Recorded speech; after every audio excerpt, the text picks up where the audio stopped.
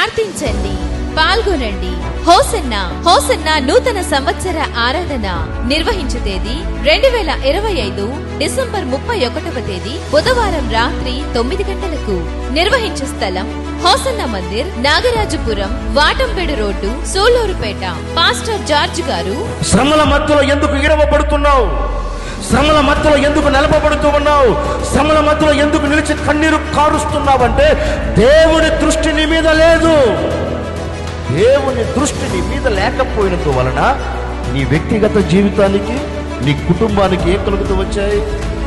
ఈ ఆరాధనలో ఒక సేవకుడిని నిండు మనసుతో కోరుకుంటున్నాను, నా దేవుని కన్ను దృష్టి నీ మీద ఉంచబోతూ ఉన్నాడు. ఆయన కన్ను దృష్టి నీ మీద పడబోతూ ఉంది.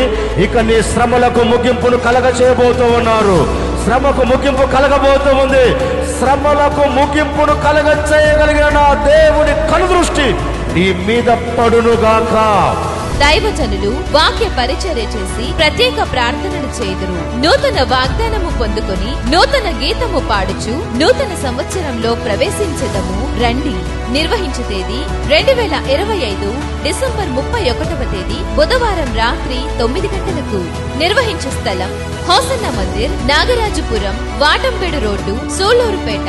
హోసన్నా నూతన సంవత్సర ఆరాధన అందరూ ఆహ్వానితులే. మన ప్రభువైన యేసుక్రీస్తు నామములో మీ అందరికీ నా హృదయపూర్వకమైన వందనాలు.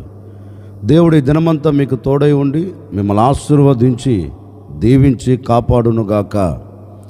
పరిశుద్ధ గ్రంథంలో నుండి ఇర్మియా ప్రవచన గ్రంథం 29వ అధ్యాయం 12వ వాక్యాన్ని నేను చదువుతూ ఉన్నాను. మీ పరిశుద్ధ గ్రంథమైన బైబిల్ తెరిచి చూడండి.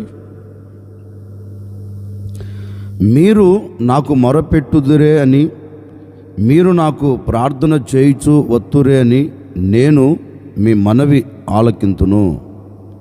దేవుని పేరు పెట్టబడిన ప్రజలకి దేవుడు ఓ చక్కని శ్రేష్టమైన మాట చెప్తున్నారు. నా పేరు పెట్టబడిన నా జనులారా, మీరు నా సన్నిధిలోనికి ప్రార్థన చేయుటకు వస్తారు అని, మీరు నా సన్నిధిలో మొరపెట్టేదానికి వస్తారు అని, నేను మీ మనవిని ఆలకించేదానికి, నేను మీ మనవిని అంగీకరించేదానికి నేను మీ యొద్దకు దిగి వచ్చి ఉన్నాను. మీరు ఏదైతే నాతో చెప్పబోతున్నారో, మీరు ఏదైతే నాతో చెప్పాలి అనుకున్నారో ప్రతి మనవిని నేను ఆలకించి మీరు కోరుకున్నట్లుగా, మీరు అడిగినట్లుగా నేను మీ ఎడల జరిగించబోతున్నాను అని తన జనులైన వారితో దేవుడు ఈ మాట చెప్తున్నారండి. దేవుడు ఈ మాట వారితో చెప్పేదానికి ప్రబలమైన కారణం ఏంటి అంటే, దేవుని పేరు పెట్టబడిన ప్రజలు కష్టకాలములో ఉన్నారు. దేవుని పేరు పెట్టబడిన ప్రజలు కన్నీళ్ళ మధ్యలో నిలిచిపోయారు. దేవుని పేరు పెట్టబడిన ప్రజలు ఇరుకులు, ఇబ్బందులు, ఇక్కట్ల మధ్యలో నలపబడుతున్నప్పుడు వారు దేవుని సన్నిధిలోనికి వచ్చి దేవుని పాదాలు పట్టుకొని ఈ విధంగా మొరపెట్టడం ప్రారంభించారండి. అయ్యా, మేము ఎన్నో దినాల నుండి ఈ శత్రువుల చేతిలో నలపబడిపోతున్నాం. వీరి చేతుల్లో నుంచి మాకు విడుదల కలగట్లేదు. వీరి చేతుల్లోంచి మేము విడుదల పొందలేక మేము నలపబడుతున్నాం కనుక ఒక్కసారి మా మొరను వినండి. మేము పడుతున్న బాధ ఏదో నీకు తెలుసు కదా. మేము ఏ శత్రువుల చేతిలో చిక్కబడిపోయి కంట కన్నీరు కారుస్తున్నామో నీవు సమస్తము చూచే దేవుడవు కదా. అందుకని ఒక్కసారి నీవు మా వైపు తిరిగితే, ఒక్కసారి నీ కనుదృష్టి మా మీద నీవు పెడితే మేము అద్భుతం చూడగలుగుతామయ్యా. గనుక నీవు మా యొద్దకు వచ్చి మమ్మల్ని విడిపించున్నట్లుగా, మమ్మల్ని తప్పించున్నట్లుగా, ఈ శత్రువుల చేతుల్లోంచి మాకు విడుదల కలుగునట్లుగా నీ పాదాలు పట్టుకొని నీ సన్నిధిలో మేము మనవి చేస్తున్నాం. మా మనవిని మీరు ఆలకించండి అంటూ దేవుని పేరు పెట్టబడిన ప్రజలు దేవుని సన్నిధిలోనికి వచ్చి వారి మనస్సులో ఉన్న బాధను, వారి హృదయాన్ని తొలిచి పడవేస్తున్న ఆ వేదనను దేవుని సన్నిధిలోనికి వచ్చి మనస్సు విప్పి మనసారా ప్రభుకు అప్పగిస్తున్నారండి. ప్రభు పాదాల చెంత మనవి చేస్తున్నారు. ఈ సమయంలో మా మనవిని వినగలిగిన వారు ఎవరు లేరు. ఈ సమయంలో మా మనవికి సమాధానమును పంపగలిగిన వారు ఎవరు లేరు. గనుక నీవే కదా మా దిక్కు, నీవే కదా మా ఆశ్రయం అన్నట్లుగా దేవుని మీద ఆధారపడిపోయారండి. దేవుని మీద ఆనుకొని పోయారండి. ఇక నీవు తప్ప మాకు సహాయము చేయగలిగిన వాడు, నీవు తప్ప మమ్మల్ని విడిపించగలిగిన వారు ఎవరు లేరు అని దేవుని మీద ఆధారపడితే, ఇప్పుడు ఆ దేవుడు వారి బాధను చూచి, ఆ దేవుడు వారి కలుగుతున్న కష్టమును చూచి, వారి హృదయ వేదనను చూచి వారితో ఒక శ్రేష్టమైన మాట చెప్తున్నారు. నా యొద్దకు వచ్చి నా పాదాలు పట్టుకొని నా సన్నిధిలో మీరు మనవి చేస్తున్నారు గనుక, నా సన్నిధిలో చేరి మీరు మొరపెడుతున్నారు గనుక, నిశ్చయముగా మీరు ఏ మనవైతే చేస్తున్నారో, ఏ మనవైతే మీరు కోరుకుంటున్నారో, మీ మనవిని నెరవేర్చేదానికి, మీరు కోరుకున్న ఈవులు నేను ఇచ్చేదానికి, మీరు కోరుకున్నట్లుగా నేను మిమ్మల్ని విడిపించేదానికి నేను మీ మనవిని ఆలకించబోతూ ఉన్నాను. నిశ్చయముగా చేసి ముగించబోతున్నాను. మీరు ధైర్యముగా ఉండండి అని హామీ ఇచ్చాడండి వారికి. ఎవరికి? వేదనల మధ్యలో ఉన్న ప్రజలకి, కన్నీళ్ళ మధ్యలో ఉన్న ప్రజలకి, కష్టాల మధ్యలో ఉన్న ప్రజలకి, వేదన పడుతూ ఇక దిగులుతో కృంగిపోతున్న ప్రజలకి ఒక హామీ ఇచ్చాడు. ఏ హామీ అంటే, నేను మీ మనవిని విన్నా, నేను మీ మనవిని ఆలకించా, నిశ్చయముగా ఆలకించిన నేను ఏం చేయబోతున్నానంటే, ఈ చోట నుండి నేను మిమ్మల్ని అందరినీ లేవనెత్తబోతూ ఉన్నాను. ఈ చోట నుండి నేను మిమ్మల్ని విడిపించబోతూ ఉన్నాను. ఈ కన్నీళ్ళ మధ్యలో నుంచి నేను మీకు విడుదల కలగ చేయబోతున్నాను గనక ధైర్యము తెచ్చుకోండి. వారి మనవిని ఆలకించి వారితో చెప్తున్నారు, ధైర్యం తెచ్చుకోండి, నేను మీ మనవిని ఆలకించాను గనుక ఈ స్థలములో నుండి నేను మిమ్మల్ని తీసుకొని వెళ్ళిపోతున్నాను. మీరు కోరుకున్న ఆ ప్రాంతంలోనికి తీసుకొని వెళ్ళి నేను మిమ్మల్ని నిలబెడతాను అని మాట ఇచ్చిన దేవుడు, వారి మనవిని ఆలకించిన దేవుడు, వారి బాధల మధ్యలో నుంచి వారిని విడిపించి వారు కోరుకున్న స్థలానికి తీసుకొని వెళ్ళారండి. ఈ ఉదయకాల సమయంలో నేను కూడా మీతో చెప్పాలి అనుకున్న నా దేవుని మాట ఏంటంటే, గడిచిన దినాలు ఎక్కడ నీవు పట్టబడిపోయావో, ఎక్కడ నీవు చెక్కబడిపోయావో, ఎక్కడ నీవు కృంగిపోతూ వచ్చావో, విడిపించబడలేక, తప్పించబడలేక, కలవరాల మధ్యలో నీవు అలాగే కొట్టుకొని వెళుతూ నిస్సహాయ స్థితిలో గొప్పగా కొలచబడిపోయావేమో నాకు తెలియదండి. ఈ ఉదయకాల సమయంలో నా ప్రభు నీతో చెప్పకనే చెబుతూ ఉన్నారు, నిశ్చయముగా ఈరోజు ఈ ఉదయకాల సమయంలో ప్రభు సన్నిధిలో చేరి మీరు దేవునికి మొరపెట్టగలిగితే, ఏ విషయములో మీరు మొరపెట్టేదానికి పూనుకొనినా, ఏ విషయములో మీరు మనవి చేసుకునేదానికి నీ మనసును నిలుపుకొనినా, ఏ నిమిత్తం నీవు ఏ విషయములో మనవి చేసుకోవాలి అనుకొని ఈ ఉదయకాల సమయంలో నా దేవుని పాదాలు నువ్వు పట్టుకోబోతున్నావో, ఆ విషయములో నా దేవుడు మీ మనవులన్నీ ఆలకించబోతూ ఉన్నాడు. మీ మనవులన్నీ అంగీకరించబోతూ ఉన్నాడు. నిశ్చయముగా మీరు ఏది కోరుకునినా, నిశ్చయముగా మీరు ఏది ఆశించినా, నిశ్చయముగా మీ మనసులో మీరు ఏది తలంచినా, మీ మనవులన్నీ నా దేవుడు ఆలకించునుగాక. మీ మనవులన్నీ నా ప్రభు మీకు దయచేయునుగాక. ఈ ఉదయకాల సమయంలో నా ప్రభు మీ ఎడల నిశ్చయముగా మీరు కోరుకున్నవి నా దేవుడు మీ చేతులకిచ్చి ఈ దినమంతా సంతోషకరంగా మిమ్మల్ని సాగనంపునుగాక. ఈ దినమంతా ఆనందకరంగా మీరు సాగి వెళ్ళుదురుగాక. ఇప్పటి వరకు నువ్వు దుఃఖపడుతూ వచ్చావేమో, ఈ మాటలు వింటున్న వరకు ఒకవేళ నీ హృదయంలో వేదన కలుగుతూ వచ్చిందేమో, ఈ మాటలు వింటున్నంత వరకు ఒకవేళ నీ హృదయంలో ఒక ప్రశాంతత లేకుండా, నీ హృదయంలో ఒక నెమ్మది లేకుండా, నీ హృదయము పట్టబడినట్లుగా, నీకు కలిగినది పట్టబడినట్లుగా, ఒకవేళ నీకు కలిగినవన్నీ సమస్తము కోల్చివేయబడిన స్థితిలో ఉన్నాయేమో నాకు తెలియదండి. రోజు ఈ ఉదయకాల సమయంలో మీరు ప్రభువుని అడగండి, అయ్యా నా పని ఈ విధంగా మలచబడిపోయింది, అలా ఉండకూడదు, నా బ్రతుకు ఇలా మారిపోయింది, నా బ్రతుకు ఇలా ఉండకూడదు, నా బ్రతుకును కట్టండి, నా కుటుంబాన్ని కట్టండి, నా పిల్లలను కట్టండి, నాకు కలిగిన సమస్తమును కట్టండి అని ఈరోజు నీవు మనవి చేసుకోగలిగితే, నీకు కలిగిన దానిని బట్టి, నీకు కలుగుతున్న దానిని బట్టి, నీకు కలగబోతున్న దానిని బట్టి నీవు దేవుని సన్నిధిలో మనవి చేసుకోగలిగితే నిశ్చయముగా ఈ ఉదయకాల సమయంలో నా ప్రభు నీ మనవిని ఆలకించబోతూ ఉన్నాడు. నీ మనవిని ఆలకించిన దేవుడు తప్పక నీవు కోరుకున్నది ఈ దినమే నా దేవుడు నీ చేతులకు అప్పగించబోతూ ఉన్నారు.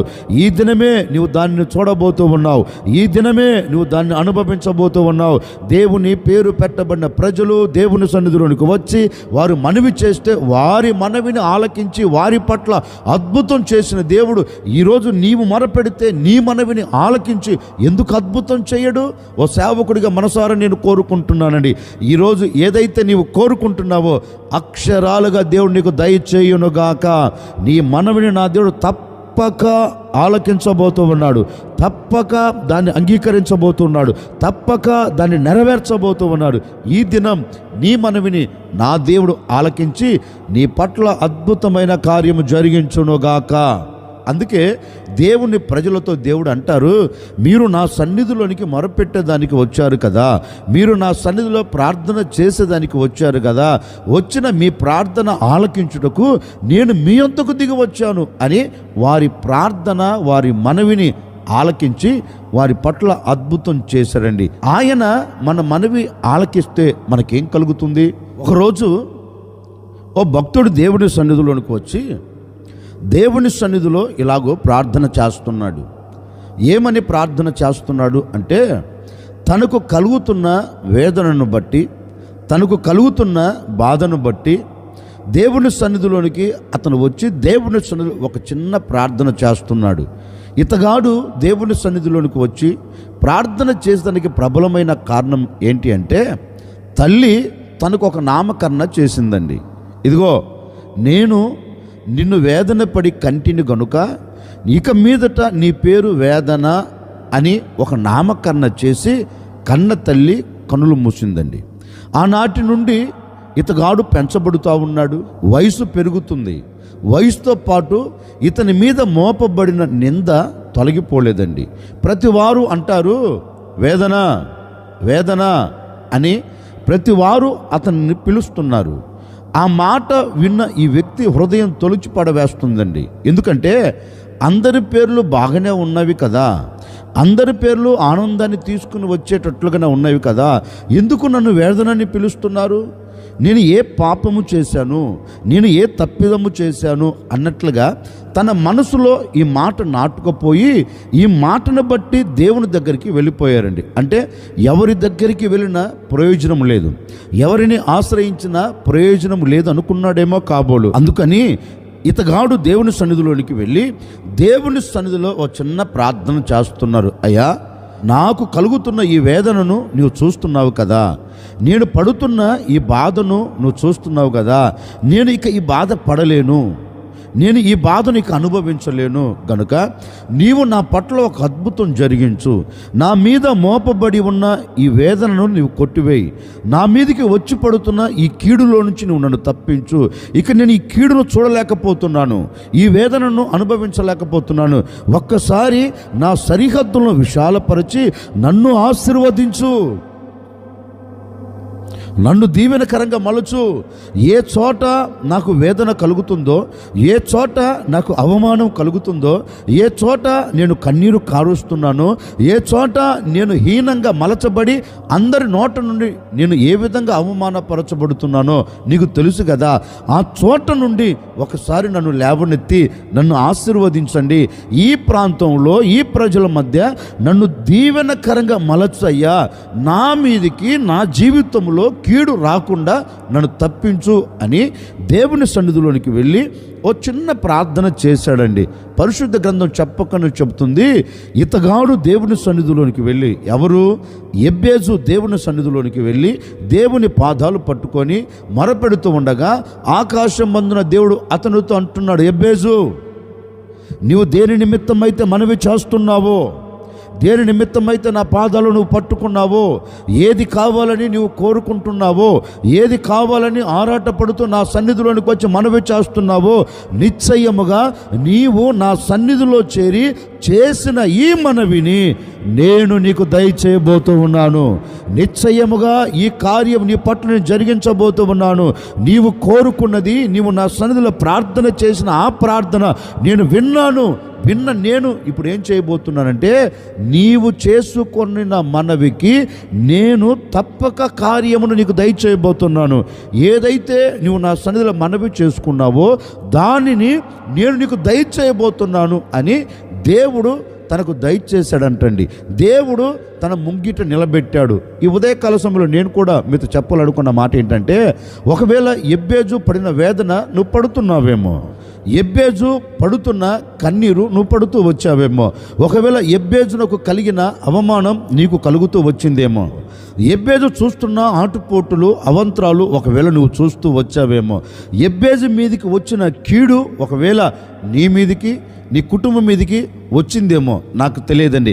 ఈ ఉదయకాల సమయంలో ఎబ్బేజు దేవుని సన్నిధిలో ప్రార్థించినట్లుగా, ఎబ్బేజు దేవుని సన్నిధిలో మనవి చేసినట్లుగా నీవు కూడా ఈ ఉదయకాల సమయంలో మనవి చేయగలిగితే, అయ్యా నా కుటుంబం మీదికి కీడు రాకుండా, నా కుటుంబం మీదికి అపాయం రాకుండా, నా కుటుంబానికి అవమానం కలగకుండా, నా కుటుంబం వేదన మధ్యలో నిలబడకుండా, నా కుటుంబం నీ సన్నిధిలో ఆశీర్వాదకరంగా నిలబడినట్లుగా, నేను ఉండిన చోట ఆశీర్వాదకరంగా మలచబడినట్లుగా ఒక్కసారి నన్ను జ్ఞాపకం చేసుకో అని ఈ ఉదయకాల సమయంలో నీవు మనవి చేయగలిగితే, నా ప్రభు నీ మనవిని విని నీవు కోరుకున్నదే నా ప్రభు నీకు దయచేయబోతూ ఉన్నాడు. ఏం కోరుకుంటావు? ఒకవేళ నీకు కలుగుతున్న వేదన కావచ్చు, నీకు కలుగుతున్న ఆటుపోటులు కావచ్చు, నీకు కలుగుతున్న అవంతరాలు కావచ్చు, దేని నిమిత్తం నీవు మనవి చేస్తున్నా, దేని నిమిత్తం నువ్వు దేవుని పాదలు పట్టుకొని మరపెడుతున్నా, నిశ్చయముగా నా ప్రభు నీవు కోరుకున్నది నీకు దయచేయబోతూ ఉన్నాడు. ఏ చోట అవమానపరచబడుతున్నావో అదే చోట నా దేవుడు నిన్ను ఘనపరచబోతూ ఉన్నాడు. ఏ చోట నీవు కీడును చూస్తూ వచ్చావో అదే చోట నీవు మేలును చూడబోతూ ఉన్నావు. ఏ చోట అపాయము నువ్వు చూస్తూ వచ్చావో అదే చోట ఆశీర్వాదానికి నీవు నాంది పలకబోతూ ఉన్నావు. ఇక మీదట ఈ దినమంతా ఎక్కడ ఎప్పుడు అపాయము రాకుండా, అవమానము కలగకుండా నా దేవుడు నీ అవమానమును కొట్టివేసి, నీ అపాయమును తీసివేసి, నీ ఉన్న చోటే నా దేవుడు నీకు ఆశీర్వాదాన్ని కలగ చేయబోతూ ఉన్నాడు. నా దేవుడు నీకు దీవెనను అనుగ్రహించబోతూ ఉన్నాడు. దీవెనకరమైన మార్గాల్లో నా ప్రభుని నడిపించబోతూ ఉన్నాడు. భయపడకు. ఈ ఉదయకాల సమయంలో నా ప్రభు పాదాలు పట్టుకొని నీవు అడగగలిగితే నిశ్చయముగా నా దేవుడు నీకు ఉన్న చోటే, నీవు ఉన్న చోటే నిన్ను గణపరచబోతూ ఉన్నాడు. నీ ఉన్న చోటే ఆశీర్వాదకరంగా నిలబెట్టబోతున్నాడు. నీ ఉన్న చోటే నీకు క్షేమం కలగబోతూ ఉంది. నీ ఉన్న చోటే రెట్టింపైన ఘనతనిచ్చి నా ప్రభుని నడిపించబోతూ ఉన్నాడు. ఈ దినమంతా నీవు ఏ విషయంలో మనవి చేస్తున్నా, చేసుకుంటున్నా, నా ప్రభు నీ మనవులన్నీ ఆలకించి నీవు కోరుకున్న ప్రతిదీ నీకు దయచేయునుగాక.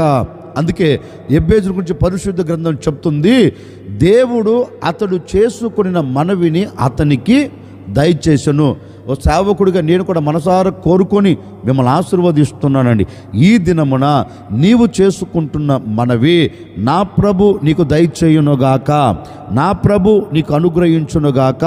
నిశ్చయముగా ఏదైతే నీవు కోరుకుంటున్నావో ప్రతి దానిలో నీవు జయం చూచెదవుగాక. తలవంచుని వచ్చిన ప్రార్థన. ఆశ్చర్యకరుడా మీకు స్తోత్రాలు చెల్లిస్తూ ఉన్నాం. గడిచిన దినాలన్నీ మీ సురక్షితమైన రెక్కల నీడలు మీరు దాచి కాపాడుతూ వచ్చారు. మరొక దినాన్ని దయా కిరీటంగా ధరింపచేశారు. అందును బట్టి మీకు స్తోత్రాలు చెల్లిస్తూ ఉన్నాం. నిజమే, మీరు నాకు మొరపెడుతారని, మీరు నాకు ప్రార్థన చేస్తారు అని, నేను మీ మనవిని ఆలకింతును అని మాట ఇచ్చి ఉన్నారు. నాయనా, ఈ ప్రజలు దేని నిమిత్తమైతే మొరపెడుతున్నారో, దేని నిమిత్తమైతే ప్రార్థిస్తున్నారో, ప్రతి మొర, ప్రతి ప్రార్థన, ప్రతి మనవిని మీరు ఆలకించినందుకై మీకు స్తోత్రము తండ్రి. మీరు మా మనవిని ఆలకిస్తే మా మీద మోపబడిన అవమానం, మమ్మల్ని అలుముకుంటున్న ప్రతి కీడులో నుండి మీరు మమ్మల్ని తప్పించి కొట్టివేసి ఆశీర్వదిస్తారని మాట ఇచ్చి ఉన్నారు. ఈ ప్రజలు ఈ దినం ఎక్కడ నిలబడినా కీడు తొలగిపోవునుగాక. ఈ ప్రజలు ఎక్కడ నిలబడినా అవమానం తొలగిపోవునుగాక. వీరు చేస్తున్న చేతి పనిలో ఆశీర్వాదం కలగాలి. వీరు వెళ్తున్న మార్గంలో దీవెన కలగాలి. వీరు చేస్తున్న నాయన వ్యాపారంలో, ఉద్యోగంలో, చదువుల రంగంలో, ప్రతి విషయంలో నాయన బిడలకు ఘనత కలుగునట్లుగా, బిడలకు క్షేమం కలుగునట్లుగా, బిడలకు ఆశీర్వాదం కలుగునట్లుగా ఒక అద్భుతమైన కార్యం ఈ ప్రజల పట్ల మీరు జరిగించి మహిమ పొందుకోమని యేసు నామములో అడిగి వేడుకొనుచున్నాము తండ్రి. ఆమెన్. ఈ దినమంతా నా ప్రభు మీకు తోడై ఉండి మీరు చేసుకుంటున్న ప్రతి మనవిని నా దేవుడు ఆలకించి మీరు కోరుకున్న ప్రతి దానిని మీకు నా ప్రభు దయచేయునుగాక.